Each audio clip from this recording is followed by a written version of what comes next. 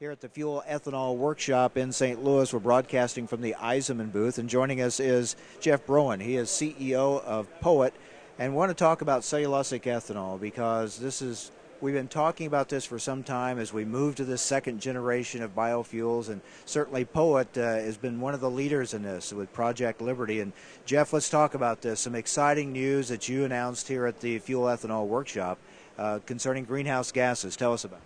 Well, you bet. Today we announced that some new research has just completed that shows that Project Liberty, when it's up and operating, will be 111% less greenhouse gas emissions than gasoline.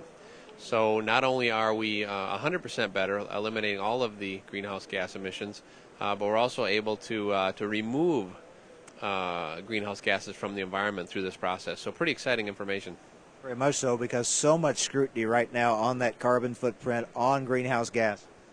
Yes, and one of the other exciting things about this is we're going to co-locate the cellulosic plant right next to a grain-based plant, so that we can use the byproduct, which is the lignin from the cellulosic process, to create biogas.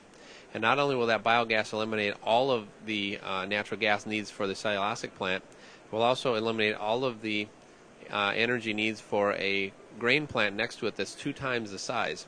So that's where we get such tremendous impact. We're able to remove all of that fossil energy usage and turn it into renewable biogas. And it shows, again, there's synergy between cellulosic ethanol and corn-based ethanol. It's not a matter of one or the other. We certainly can have both and need both.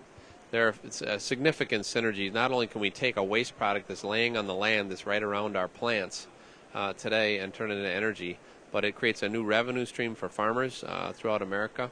It takes a waste product and makes energy. It decreases our reliance on foreign sources of energy. It cleans up our environment. It creates jobs right here at home, and it helps our balance of trade. I mean, it's a win-win-win situation. There are no negatives.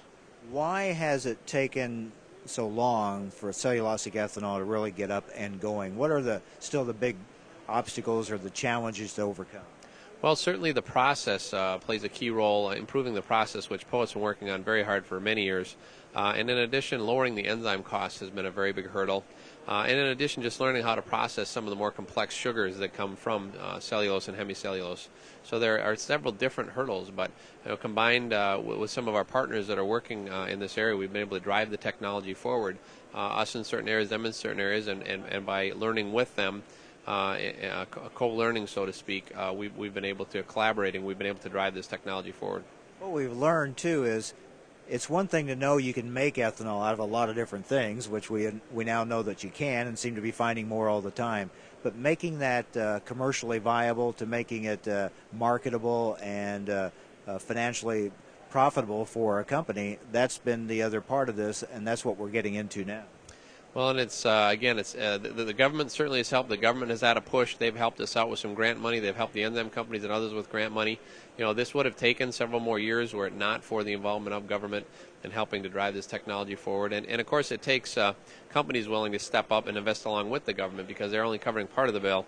And we've seen a lot of companies willing to step up and invest in this new source of energy. I think the oil spill, as tragic as it is, and it's a terrible thing for a very big part of the country and for our environment, I think reminds people that it's critical that we decrease our reliance on fossil energy and we continue to move forward into more renewable sources of energy. And it's a shame that it takes that kind of a wake-up call. But I think that without question that has reminded us how important it is to change our fuel mixture. How big has the learning curve been when we're talking, say, corn stalks, corn stover, for making ethanol, in harvesting that source of material and transporting it and providing it on a regular basis, all those logistical things? How have we come there? It's been a very big learning curve, and at POET we've invested a lot of time and a lot of money in figuring out how to collect, store, and transport that product. Without question, it's been almost as difficult as the process itself. We've made great strides. We've been able to get a lot of machinery companies to invest heavily in the research of the machinery itself. We've got them to also invest in building the machines themselves, and so we've moved a long ways down that path. So what do you see moving forward? What do you see as the future of cellulosic ethanol? Well, I see a day when cellulose will be a commodity that's traded throughout the country. I see a day when corn stalks will be bought and sold throughout the Midwest, and I see a day when a lot of other commodity sources, commodity biomass sources, will be produced all over the country, from rice hulls to switchgrass to oat hulls to rice straw, all types of different things, municipal solid waste. Those products will have value down the road. They go to waste today. They sit out in the field and rot, and those products can be taken off the field every year and turn this into substantial volumes of fuel to power America. And the new technology becoming available to producers now and to the industry really will help move that forward as well. Yeah, technology without question is the basis of the entire process. We need to make it financially viable, and that's all technology, whether that's the technology of the process itself, the enzymes, the microorganisms that can digest the more complex sugars. I mean, it all centers around being able to move that technology forward. Just as when we started in the grain business, the technology was very young and immature and not very profitable, but over time we have continuously improved it. That's the great thing about a microbiological process. It can be infinitely improved. And you see that in things like corn yields. Microbiology and biology are great fields because there seems to be no end to the ability to improve those technologies. So how much production now are you getting from Project Liberty? The goal is to start construction on the project sometime this year, pending our DOE loan guarantee, and have it up and operating down the road in late 2011, early 2012. That plant will be 25 million gallon per year capacity, and it will sit right next to a 50 million gallon per year grain-based plant, and that entire complex will use the lignin biogas off of the cellulose process, so it'll use no natural gas. So it's an ongoing process. I meant to ask, how much do you hope to get once up and going? And then, are you on schedule then? Everything according to the timetable you had set? Yes, we are pretty much on schedule. Of course, we're working with the DOE. One of the critical components will be getting that DOE loan guarantee. Of course, we've applied for that. We're waiting for word back from the DOE. We've had a little bit of correspondence with them.